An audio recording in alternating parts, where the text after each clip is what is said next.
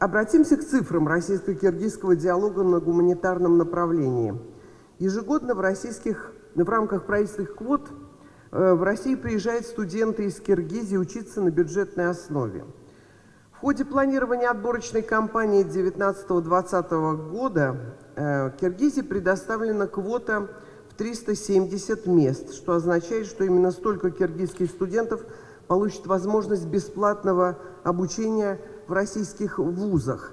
А всего подано, конкурс очень большой, всего подано почти 3000 заявок на бесплатное обучение.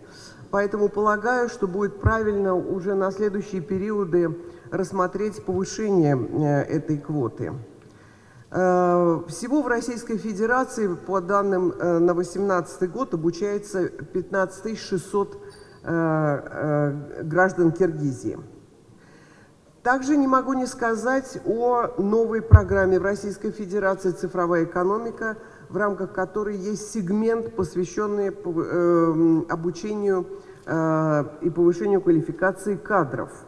И мы готовы, мы участвуем в этой программе и готовы содействовать созданию совместных образовательных программ российских и киргизских вузов для подготовки в республике кадров, соответствующих задачам общенациональной концепции цифровой трансформации России и Киргизии.